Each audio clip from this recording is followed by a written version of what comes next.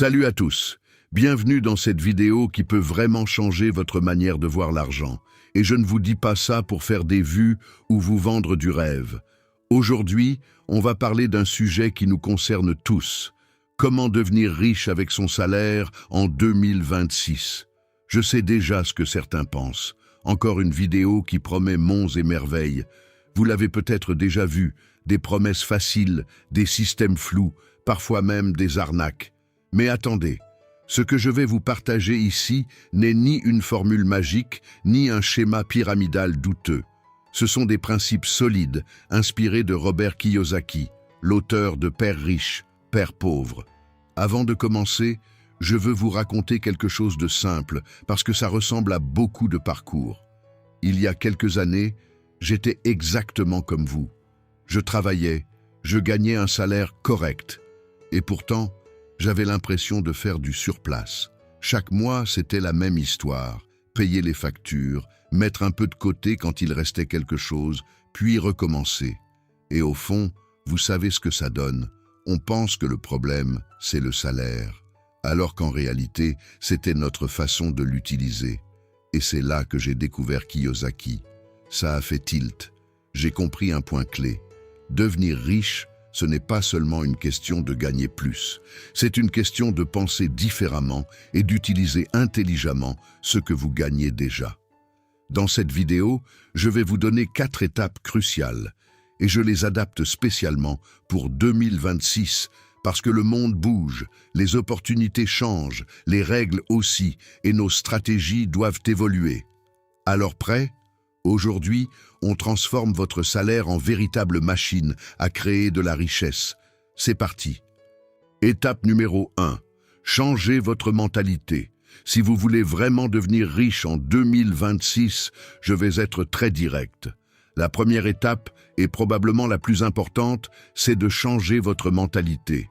Je sais, ça sonne un peu cliché, mais croyez-moi, c'est le fondement de tout le reste.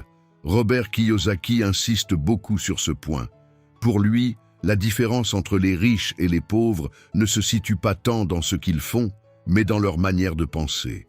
Les riches adoptent une mentalité d'investisseur, tandis que les pauvres et une grande partie de la classe moyenne ont une mentalité de consommateur. Alors, concrètement, qu'est-ce que ça veut dire ?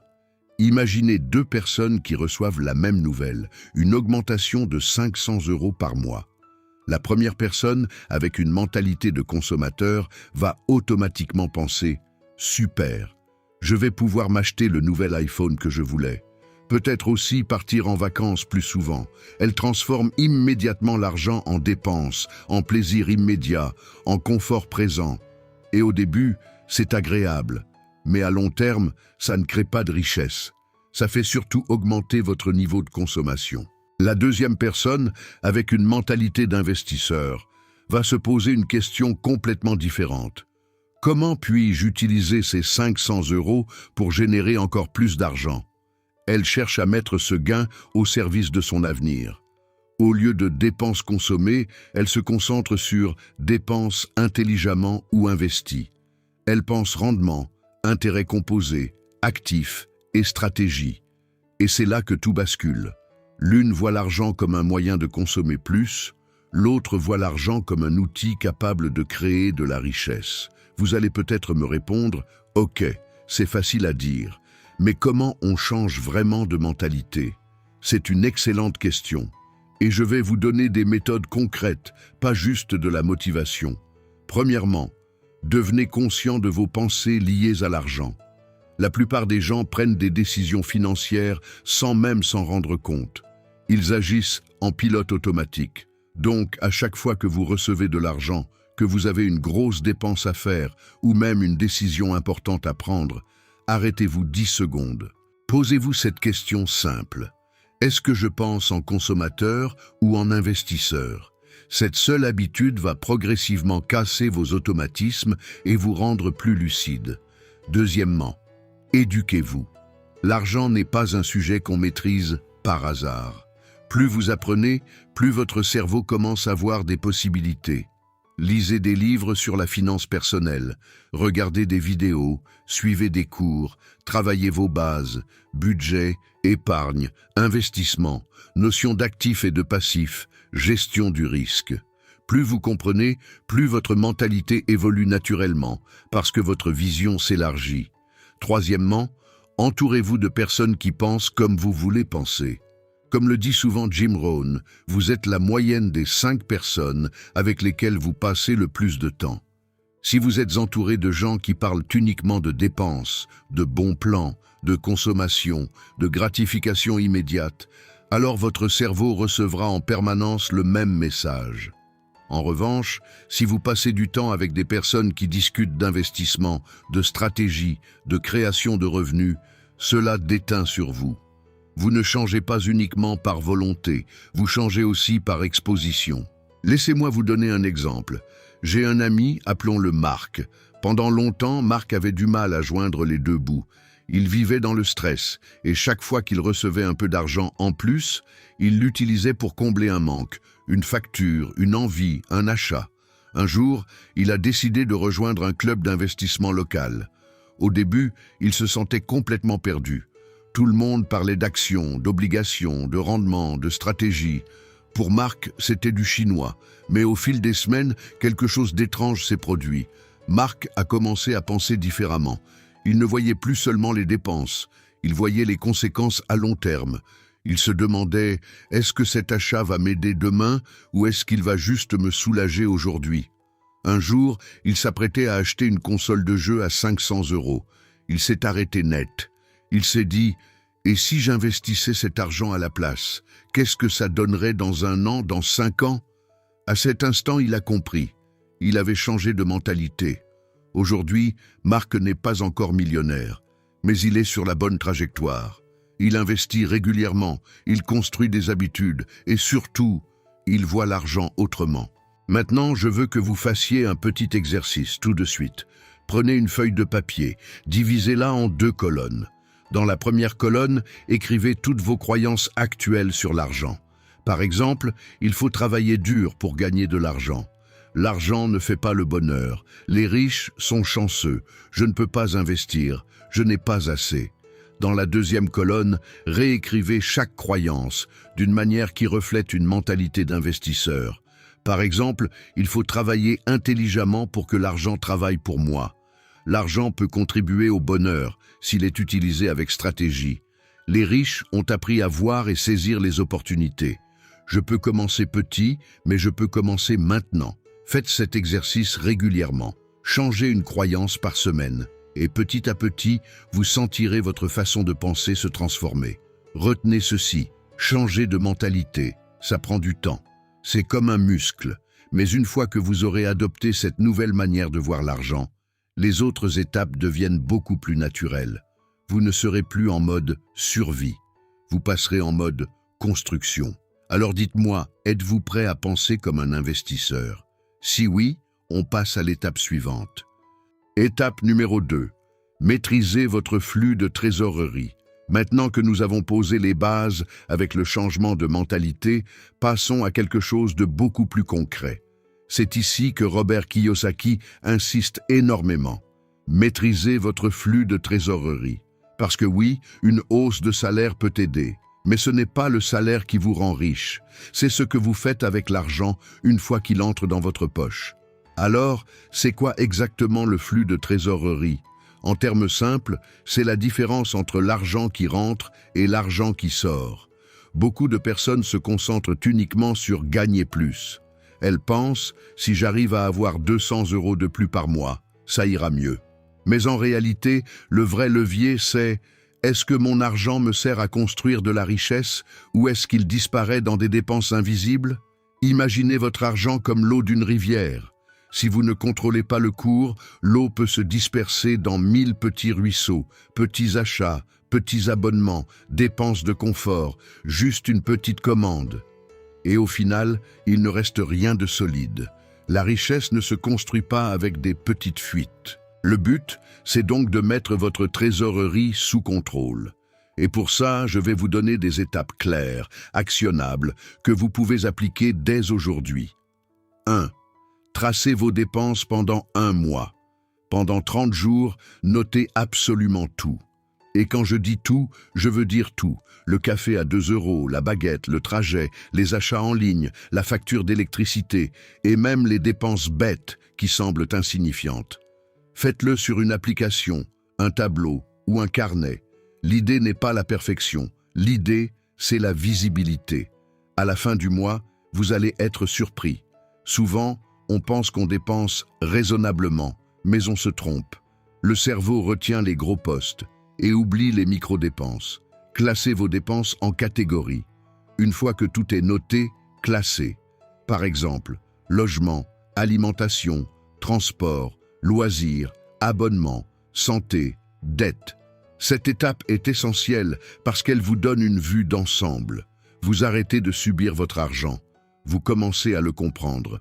Repérez les postes où vous dépensez trop ou pas assez utile.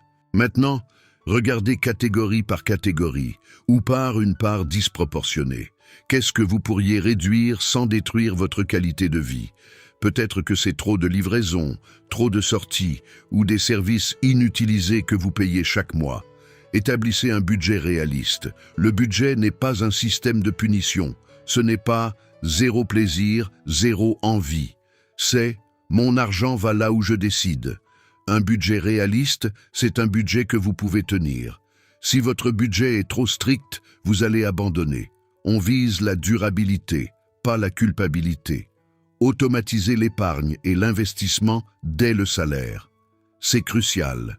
Dès que vous recevez votre salaire, une partie doit automatiquement aller vers l'épargne et l'investissement. Ne comptez pas sur votre volonté en fin de mois. La réalité, c'est que la fin de mois arrive et souvent, il ne reste rien. Votre objectif, c'est de faire en sorte que l'argent soit déjà parti avant que vous ayez la tentation de le dépenser. Revoyez régulièrement. Votre situation évolue. Votre budget doit évoluer aussi. Faites un point chaque mois ou, au minimum, chaque trimestre. Ajustez les catégories, répondez aux changements de dépenses et surveillez votre trajectoire. Laissez-moi vous raconter l'histoire de Sophie. Elle gagnait environ 3 000 € net par mois, mais chaque mois, elle se retrouvait à découvert. Elle ne comprenait pas. Avec un bon salaire, pourquoi je n'y arrive pas? Jusqu'au jour où elle a appliqué ses principes, elle a tracé toutes ses dépenses pendant 1 mois. Résultat, elle a découvert qu'en moyenne, elle dépensait environ 400 € par mois en repas au restaurant et en livraison. Elle payait aussi 200 € d'abonnement à des services qu'elle utilisait à peine. Et il y avait encore 150 € de petites dépenses quotidiennes qu'elle ne voyait même pas. Au total, elle comprenait enfin où partait son argent. Sophie a alors pris des décisions simples mais puissantes. Elle a réduit les sorties à 2 fois par semaine au lieu de 5. Elle a annulé les abonnements inutiles. Et elle a commencé à préparer son café à la maison au lieu de l'acheter tous les matins. En seulement 3 mois, elle a réussi à économiser 800 € par mois, sans impression de se priver. Et ensuite, le plus important, elle n'a pas laissé ces 800 € dormir sur un compte à intérêt ridicule. Elle a commencé à les investir. Nous verrons plus en détail l'investissement à la prochaine étape, mais retenez juste ceci. Maîtriser la trésorerie, c'est libérer du capital pour le faire travailler. 2 ans plus tard, Sophie n'avait plus de découvert et elle avait construit un portefeuille qui lui générait des revenus passifs chaque mois. Tout ça sans changer d'emploi, ni augmenter son salaire. Avant de terminer, je vous donne une règle simple que j'aime beaucoup. La règle des 24 heures. Quand vous êtes tenté par un achat impulsif, attendez 24 heures avant de valider. Très souvent, vous réalisez que vous n'en aviez pas vraiment besoin. Cette seule règle peut vous faire économiser des centaines d'euros chaque mois. En résumé, maîtriser votre flux de trésorerie, c'est tenir le gouvernail de votre navire financier. Une fois que vous contrôlez la direction, vous pouvez enfin naviguer vers la destination que vous avez choisie. Et franchement, c'est un sentiment incroyablement libérateur. Alors, prêt à reprendre le contrôle de votre argent? Dans l'étape suivante, on va transformer ce contrôle en stratégie pour que votre argent commence à travailler pour vous. Étape numéro 3. Créer des actifs qui génèrent des revenus. On arrive maintenant à une étape vraiment cruciale, parce que c'est celle qui sépare ceux qui restent coincés dans la course aux augmentations de salaire et ceux qui construisent une richesse durable. Ici, on ne parle plus seulement de mieux gagner, ni même de mieux gérer. On parle de créer des actifs qui génèrent des revenus. Robert Kiyosaki insiste énormément là-dessus. Les personnes riches achètent des actifs. La classe moyenne et la plupart des gens achètent plutôt des passifs en pensant que ce sont des actifs. Et justement, commençons par clarifier la différence. Un actif, c'est quelque chose qui met de l'argent dans votre poche. Un passif, c'est quelque chose qui en retire. C'est aussi simple que ça. Prenons l'exemple de votre maison. Beaucoup de gens disent « j'ai un patrimoine immobilier ». Oui, mais si vous vivez dans votre maison, cette maison vous coûte prêt, hypothèque, entretien, impôts, travaux, assurance. Dans ce cas-là, c'est plutôt un passif. En revanche, si vous louez votre maison et que les loyers couvrent les coûts et vous laissent une marge, alors elle devient un actif, elle génère des revenus. L'objectif de cette étape, c'est donc d'utiliser une partie de votre salaire pour acquérir ou créer des actifs qui vous rapportent. Et surtout, ces revenus doivent servir à réinvestir pour acheter encore plus d'actifs. C'est comme un cercle vertueux. 1. Vous créez un actif. 2. Cet actif génère des revenus. 3. Vous réinvestissez ces revenus. 4. Vous créez encore plus d'actifs. 5. Votre richesse accélère. Un point important. Diversifier, oui, mais pas se disperser. Beaucoup de personnes veulent tout faire en même temps. Immobilier, actions, crypto, business, options, et finissent par faire n'importe quoi. Commencez par une ou deux pistes. Assurez-vous de comprendre ce que vous faites, puis élargissez seulement quand vous avez des résultats et une méthode. Laissez-moi vous raconter l'histoire de Thomas, un ami qui a appliqué ce principe de façon très intelligente. Thomas gagnait environ 2 500 € net par mois. Il avait réussi à économiser environ 10 000 €, mais il ne savait pas vraiment quoi en faire. Puis il tombe sur le concept des actifs générateurs de revenus. Il se dit « Ok, si je peux transformer mon épargne en choses qui me rapportent, je change de jeu ». Il commence d'abord petit, parce qu'il préfère la constance plutôt que le fantasme. Il investit 5 000 € dans un ETF orienté dividende. Ça ne lui fait pas devenir riche instantanément. Il gagne environ 200 € par an. Ce n'est pas spectaculaire, mais c'est un début. L'important, c'est de créer le mouvement. Ensuite, il utilise les 5 000 € restants comme apport pour acheter un petit studio autour de 100 000 € dans une ville universitaire. Après avoir géré les charges, les mensualités et tout ce qui va avec, le studio lui rapporte environ 300 € net par mois. Et Thomas ne s'arrête pas là. Il utilise ses week-ends pour construire un levier que beaucoup sous-estiment, la création de contenu. Il lance une chaîne YouTube sur la finance personnelle, sans forcément montrer son visage, en partageant son parcours et ce qu'il apprend. Au bout d'un an, la chaîne commence à générer environ 3 000 € par mois grâce à la publicité, les affiliations, les produits digitaux et quelques partenariats. Et là, regardons concrètement ce que ça donne. À ce moment-là, ses revenus mensuels ressemblaient à ceci. Son salaire, 2 500 €, dividendes, ETF, environ 50 €, location du studio, 300 €, revenus, YouTube, environ 3 000 €. Au total, 5 850 € par mois, soit une hausse de plus de 55% par rapport à son salaire initial. Et le plus important, une partie énorme de ses revenus est devenue passive ou semi-passive. Pas magique ni sans effort, mais suffisamment autonome pour libérer son temps et lui permettre d'investir davantage. Thomas a ensuite réinvesti une grande partie de ses revenus supplémentaires dans de nouveaux actifs. 3 ans plus tard, ses revenus passifs dépassaient largement son salaire initial. Et c'est ça le point clé.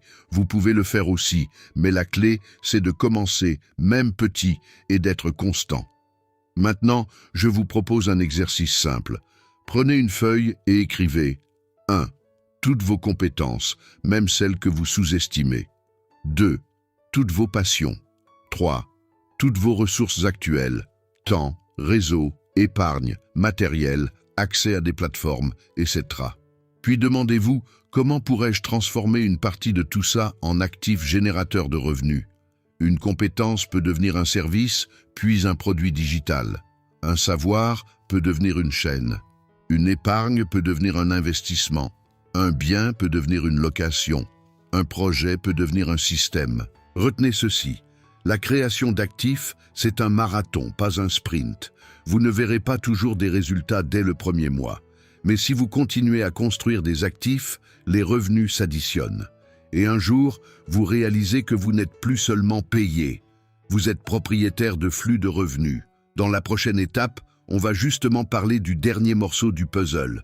Protéger et faire fructifier vos actifs pour éviter les erreurs coûteuses et accélérer la croissance de votre richesse. Étape numéro 4. Maîtriser l'art de l'investissement. Nous voici donc à l'étape numéro 4. Maîtriser l'art de l'investissement. Et je veux être clair tout de suite. Si vous avez déjà commencé à investir, même modestement, vous avez fait le premier pas. Mais à ce stade, l'objectif n'est plus seulement de mettre de l'argent de côté. L'objectif, c'est d'apprendre à investir intelligemment, de manière structurée et surtout de façon à augmenter vos chances de construire de la richesse dans la durée. Parce que Robert Kiyosaki insiste sur une idée essentielle. La richesse ne vient pas uniquement du travail, elle vient aussi de l'éducation financière.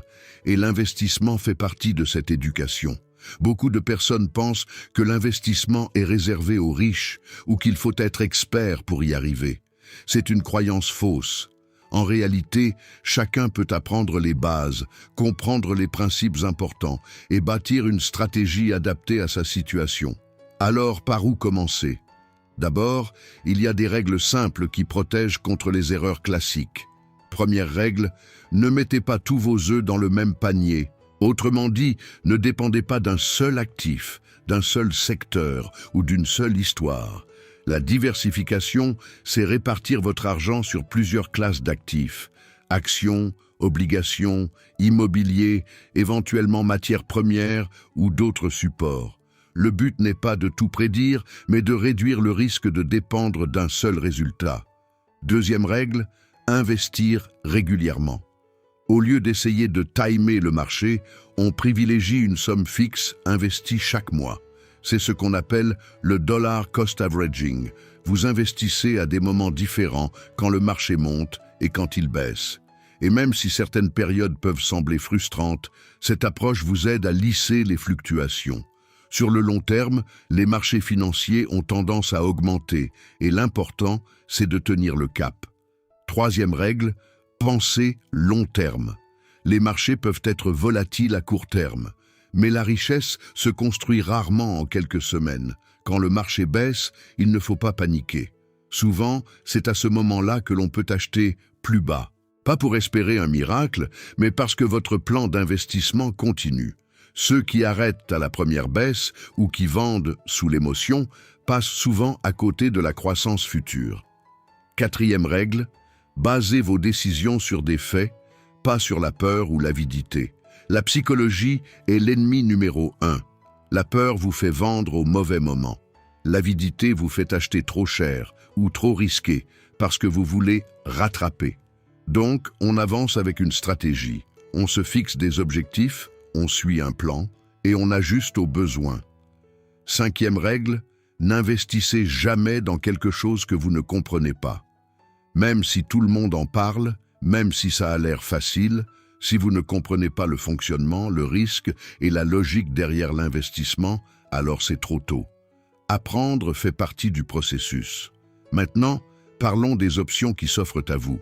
La bourse, d'abord, vous pouvez acheter des actions ou vous simplifier la vie en utilisant des fonds indiciels, comme ceux qui suivent des indices. Ensuite, l'immobilier. Que ce soit via des investissements locatifs ou des supports immobiliers, c'est une manière de diversifier et de générer des revenus potentiels. Les obligations sont généralement perçues comme moins risquées que les actions, même si les rendements peuvent être plus faibles. Les matières premières, comme l'or ou certaines ressources, peuvent aussi jouer un rôle de protection. notamment face à l'inflation. Et puis il y a les crypto-monnaies. C'est un domaine plus risqué, très volatile. Donc si vous en investissez, n'y mettez jamais de l'argent dont vous pourriez avoir besoin rapidement et investissez uniquement ce que vous êtes prêt à perdre. Enfin, il y a une option que beaucoup sous-estiment, investir dans votre propre entreprise ou votre projet. C'est souvent plus risqué, mais potentiellement très rentable. L'idée n'est pas de tout miser sur un seul coup de chance, c'est de construire progressivement, en apprenant, en testant, en améliorant. Pour rendre tout ça concret, je vous raconte l'histoire de Marie. Marie était enseignante et gagnait environ 2200 € net par mois. Elle pensait que l'investissement n'était pas pour elle. Trop peu d'argent, pas assez de connaissances, trop de peur. Mais un jour, elle a décidé de commencer. Elle a d'abord appris, elle a lu des livres, suivi des cours en ligne gratuits, regardé des vidéos. Puis elle s'est lancée doucement. Elle a commencé par investir 100 € par mois dans un ETF basé sur un indice mondial. Ce n'était pas énorme, mais c'était un début. Ensuite, au fur et à mesure qu'elle gagnait en confiance, elle a diversifié. Par exemple, 50 € dans un ETF sur les marchés émergents et 50 € dans un ETF plus défensif sur les obligations. Et surtout, elle a mis en place une épargne de sécurité, un compte d'urgence équivalent à plusieurs mois de dépenses pour ne pas être obligée de toucher à ses investissements en cas de coup dur. Quelques années plus tard, son portefeuille a grandi. Ce n'était pas magique, c'était surtout le résultat de la régularité, de la diversification et du fait de ne pas abandonner. Et plus elle apprenait, plus elle se sentait en contrôle. Alors voici l'exercice simple. Imaginez que vous avez 10 000 € à investir. Comment est-ce que vous les répartiriez entre bourse, obligations, immobilier ou autres classes d'actifs? Il n'y a pas une seule bonne réponse. L'essentiel, c'est de réfléchir à votre profil de risque, vos objectifs et à votre capacité à tenir dans le temps. Retenez ceci. L'investissement est un marathon, pas un sprint. Vous ne verrez peut-être pas de résultats immédiats et ce sera normal. La discipline, la patience et l'apprentissage progressif feront la différence. Et si vous commencez dès maintenant, même petit, vous vous donnez une chance réelle de transformer votre salaire en avenir financier. Merci à vous d'avoir regardé cette vidéo jusqu'au bout. Votre engagement et votre curiosité comptent vraiment. J'espère sincèrement que les conseils et stratégies partagées ne resteront pas seulement des mots, mais deviendront des actions concrètes dans votre quotidien. Souvenez-vous, chaque petit pas compte. Même une mise en pratique progressive peut provoquer des changements significatifs. N'hésitez pas à revoir la vidéo pour vous l'approprier et l'intégrer pleinement. Si ce contenu vous a aidé, partagez-le autour de vous et surtout, restez à l'écoute. De nouvelles vidéos arrivent. Abonnez-vous et activez la cloche. Je vous souhaite le meilleur pour vos objectifs.